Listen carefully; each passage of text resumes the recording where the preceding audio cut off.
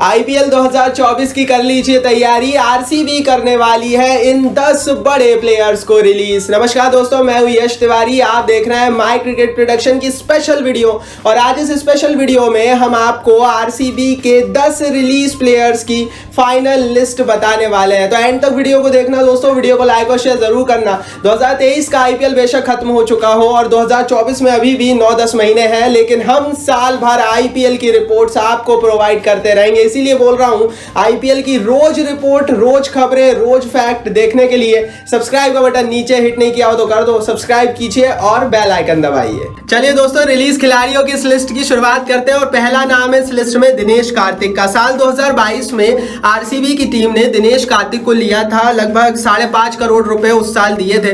2022 वाला जो आईपीएल था वो दिनेश कार्तिक का बहुत अच्छा गया था और इस साल भी फाफ डू प्लेसिस को उम्मीद थी कि इनका जो सबसे पहले विकेट कीपिंग का मोर्चा है वो दिनेश कार्तिक संभालेंगे और दूसरा इनको नंबर 4, नंबर 5, नंबर 6 यहां पर स्टेबिलिटी जो एक इंडियन प्लेयर दे सकता है, एक विस्फोटक पारी खेलकर, एक फिनिशर का रोल निभाकर, एक पारी को कंस्ट्रक्ट कर वो कर देंगे दिनेश कार्तिक। लगभग 6-7 ऐसे मैचेस थे जो दिनेश कार्तिक के कारण हार गई आरसीबी की टीम, क्योंकि दिनेश कार्तिक के आंकड़े देख लीजिए। 13 मैचेस खेले इस साल के आईपीएल में, लगभग 140 रन करे, 11.6 का इनका एवरेज रहा और 134.6 का स्ट्राइक रेट रहा। ये आंकड़े साफ साफ बताते हैं कि इनिंग्स कंस्ट्रक्ट भी नहीं कर पाए, मैच को फिनिश भी नहीं कर पाए। जो टॉप 3 थे आरसीबी के वो बहुत तगड़े थे, विराट, प्लेसिस और मैक्सवेल अगर इनिंग्स बनाकर देते थे, स्पेशली विराट, प्लेसिस जब चलते थे और नीचे से मैच को फिनिश करने की जब भी जरूरत पड़ती थी तो दिनेश कार्तिक फ्लॉप हो जाते थे और आरसीबी कई मैचेस जीते हुए हार जाती थी। And that's why Dinesh Karthik एक बहुत बड़ा वॉइड क्रिएट कर रहा है आरसीबी की टीम में। वैसे भी दिनेश कार्तिक कमेंट्री बॉक्स को पकड़ ही चुके हैं, हम देख रहे हैं डब्ल्यूटीसी में भी कमेंट्री कर रहा है, तो जाहिर है भैया कि हो सकता है इस बार कमेंट्री करते हुए नजर आए, क्योंकि रिपोर्टेडली रिलीज करने वाली है दिनेश कार्तिक को आरसीबी की टीम। आगे बढ़ते हैं दोस्तों, दूसरा खिलाड़ी जिन्हें आरसीबी की टीम रिलीज करने वाली है वो है शहबाज अहमद। साल 2020 में आरसीबी ने शहबाज अहमद को लगभग 20 लाख में खरीदा था। बाद में जब अच्छा प्रदर्शन किया तो एक साल पहले मतलब 2022 में इनका कॉन्ट्रैक्ट बढ़ा दिया गया था और इस साल भी इन्हें 2.4 करोड़ रुपए मिले थे। लेकिन यार जहां जरूरत थी ना वहां चले नहीं, क्योंकि प्लेसिस को उम्मीद थी, विराट की सेना को उम्मीद थी कि शहबाज अहमद गेंद से तो प्रदर्शन जरूर कर देंगे, नंबर 6, नंबर 7 की पोजीशन पर उतरते थे। वैसे तो इनका रोल एक फिनिशर्स का था, लेकिन मोस्टली ये गेंदबाजी में ही प्रदर्शन करते हुए अभी तक हमें दिखे। लेकिन इस साल तो पूरी तरीके से इन्होंने अपने पूरे करियर पर एक सवालिया निशान बना लिया, क्योंकि 10 मैच खेले, सिर्फ इकलौता 1 विकेट निकाला इन्होंने। इनका इकोनॉमी रेट 13 का रहा, बहुत पिटे ना विकेट निकाला। तो यहां पर शहबाज अहमद ने बहुत कई मैचों में पूरी नौका डुबा दी आरसीबी की टीम की, क्योंकि स्पिनर के रूप में हसरंगा का साथ देने के लिए जो टीम में एक खिलाड़ी था वो थे शहबाज अहमद। कई मैचों में आपने देखा होगा करण शर्मा को फिर आरसीबी की टीम ने एंट्री दी, खिलाया, क्योंकि अहमद अपना काम नहीं कर पा रहे थे। एंड दैट्स व्हाई भैया 2.4 करोड़ रुपए में अब आरसीबी तो रिटेन नहीं करने वाली है और इनका जो रोल था वो इन्होंने निभाया नहीं। एंड दैट्स व्हाई ये भी रिलीज होंगे, दूसरे खिलाड़ी बनेंगे। आगे बढ़ते हैं दोस्तों, तीसरा नाम इस लिस्ट में महिपाल लोमरोर का। जिस तरह से दिनेश कार्तिक का रोल था, कुछ उसी तरह का महिपाल लोमरोर का ही रोल था। इसी साल के आईपीएल की नीलामी में, मतलब आईपीएल से पहले जो नीलामी हुई थी 95 लाख में, 95 लाख रुपए में खरीदा था महिपाल लोमरोर को आरसीबी की टीम ने। इनसे उम्मीद थी कि जब अपर ऑर्डर इनका फ्लॉप होगा आरसीबी का, या अपर विकेट्स गिरेंगे, नंबर 3 तक के विकेट डाउन होंगे, तब लोमरोर उतरेंगे और इनिंग्स को कंस्ट्रक्ट कर देंगे। लोमरोर को जाना जाता है कि वो मैच भी फिनिश कर देखते हैं, तो आरसीबी की बहुत उम्मीदें थी। दिनेश कार्तिक ऑलरेडी फ्लॉप हो चुके थे, तो लोमरोर के कंधे पर बहुत जिम्मेदारी थी।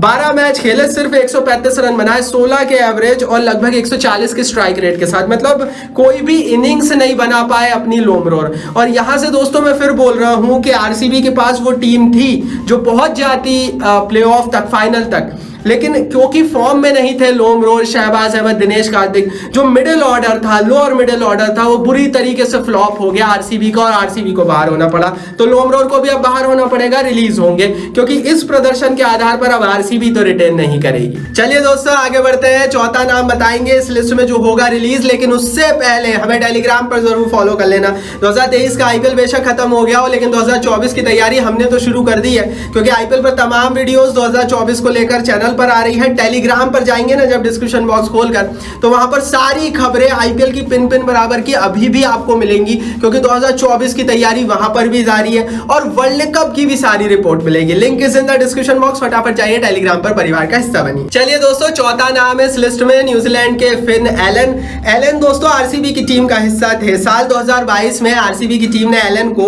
लगभग 80 लाख रुपए में खरीदा था, ज्यादा पैसे नहीं दे रहे थे। लेकिन इस बार आरसीबी को एक चीज समझ में आ गई और इसीलिए ये लोग एलन को बाहर करेंगे। दरअसल दोस्तों आरसीबी को अपर ऑर्डर में बल्लेबाज की, विदेशी बल्लेबाज की जरूरत नहीं है।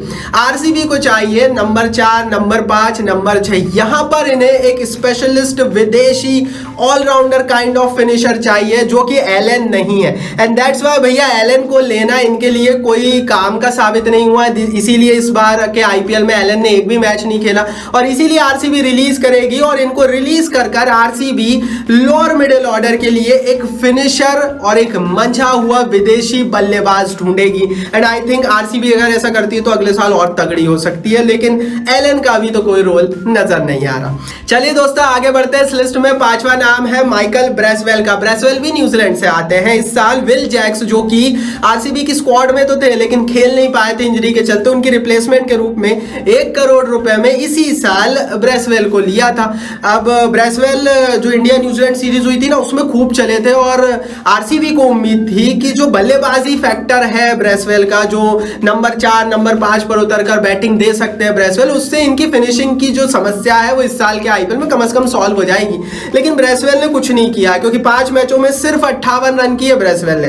हालांकि 6 विकेट निकाले 8 के इकोनॉमी के साथ। लेकिन फिर मैं एक ही चीज बोल रहा हूं कि भैया इनको गेंदबाजी में तो आरसीबी को इतनी जरूरत थी नहीं। आरसीबी को तो चाहिए था फिनिशर, वो काम तो ब्रेसवेल ने किया नहीं। अगर गेंदबाजी की बात है तो आरसीबी एक स्पेशलिस्ट गेंदबाज ले आएगी। ब्रेसवेल की कोई जरूरत नहीं है आरसीबी को, क्योंकि आरसीबी को चाहिए नंबर 5, नंबर 6 पर एक स्पेशलिस्ट फिनिशर, और वो भूमिका ब्रेसवेल ने नहीं निभाई 1 करोड़ लेने के बावजूद भी। एंड दैट्स व्हाई इस साल रिलीज कर देगी आरसीबी की टीम। चलिए दोस्तों 2024 की तैयारियों में एक और खिलाड़ी रिलीज होगा। छठवां नाम है इस लिस्ट में अनुज रावत का। अनुज रावत का जो रोल था ना बहुत अहम बन गया था। 3.4 करोड़ रुपए में इसी साल, मतलब 2022 की, माफ कीजिए, पिछले साल की नीलामी में खरीदा था अनुज रावत को आरसीबी की टीम ने। इस साल रिटेन भी कर लिया। लेकिन जो रावत का रोल था ना वो इस साल काम आ गया, क्योंकि एक विकेट कीपर चाहिए था जो दिनेश कार्तिक का बैकअप बन सके, जो लोमरोर की जगह ले सके। कुल मिलाकर प्लेइंग 11 में जब लोमरोर, दिनेश कार्तिक ये लोग फ्लॉप हो रहे थे ना, तो उनके स्थान पर एक प्रॉपर बल्लेबाज की जरूरत थी जो मिडिल ऑर्डर में आकर खेल सके, इनिंग्स कंस्ट्रक्ट कर सके।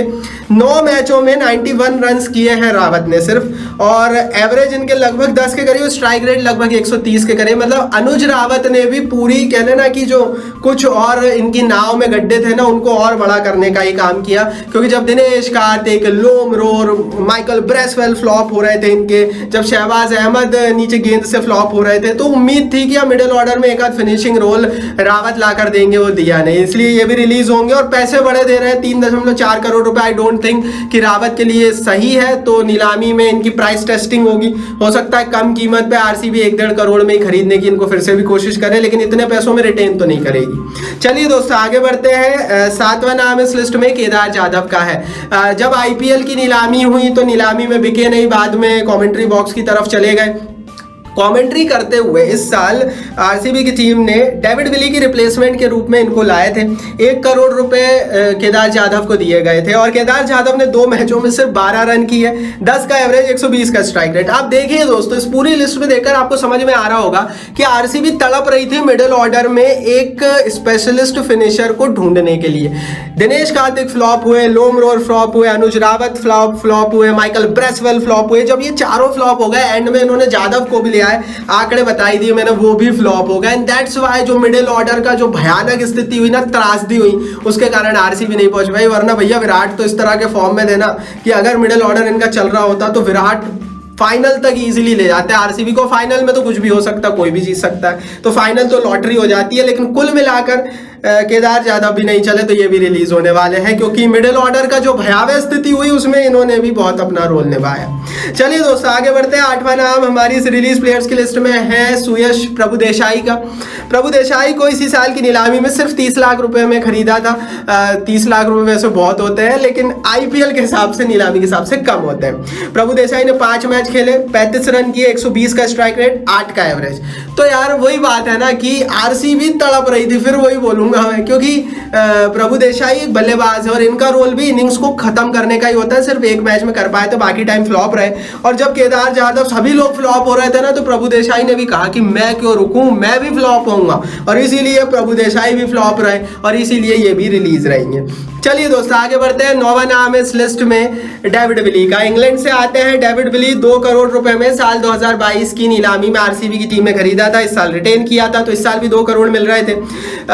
डेविड विली का तेज गेंदबाजी का रोल था और मोहम्मद सिराज के साथ देने की जरूरत डेविड विली को कई मौकों पर थी। क्योंकि रीस टॉपली इंजर्ड होकर बाहर हो गए। हेजलवुड कई मैचों में स्टार्टिंग में तो आए नहीं, 1.5 आईपीएल खेले ही नहीं, 2 महीने के आईपीएल में 1.5 महीने नहीं आए जॉर्ज हेजलवुड, तो उतने टाइम तो वो अनअवेलेबल रहे। तो जाहिर है डेविड विली का रोल था, 4 मैचों में सिर्फ 3 विकेट निकाले, 7 के इकोनॉमी के साथ, बाद में इंजर्ड होकर अपने देश वापस लौट गए, जैसा कि हर अंग्रेज खिलाड़ी करता है। एंड दैट्स व्हाई विली का भी बाहर होना तय है। मुझे नहीं लगता आरसीबी की टीम इन्हें रिटेन करेगी, तो विली 9वें खिलाड़ी होंगे जो कि रिलीज होने वाले हैं आरसीबी के हवाले से। आगे बढ़ते हैं। 10वां नाम इस लिस्ट में सिद्धार्थ कौल का है। 75 लाख रुपए में साल 2022 की नीलामी में आरसीबी ने खरीदा था, इस साल रिटेन किया था। प्रैक्टिस सेशंस के दौरान रिपोर्ट ऐसी आई थी कि सिद्धार्थ कौल अच्छे फॉर्म में नहीं है। फॉर्म का इशू पिछले साल भी था, 2022 में भी सिर्फ 1 मैच खिला पाई थी आरसीबी की टीम, तो फॉर्म का इशू है। दैट्स व्हाई इस बार रिटेन नहीं होंगे, रिलीज होंगे। तो ये पूरी लिस्ट थी दोस्तों। शहबाज अहमद, लोमरोर, डीके, अनुज रावत, प्रभुदेसाई, एलन जाधव, विली, कौल और ब्रेसवेल जो कि रिलीज होने वाले हैं आरसीबी की टीम के हवाले से 2024 से पहले। इनके स्थान पर आरसीबी करेगी किस किस को टारगेट, उसके लिए स्पेशल वीडियो बनाएंगे। लेकिन अगर आपको पता है तो कमेंट बॉक्स नीचे लिखकर उन खिलाड़ियों के नाम बताइए। इस वीडियो को लाइक और शेयर कर दो। टेलीग्राम पर जरूर फॉलो कर लेना, link is in the description box. और सब्सक्राइब नहीं किया तो सब्सक्राइब बटन नीचे फटाफट हिट करके बेल आइकन दबा दो।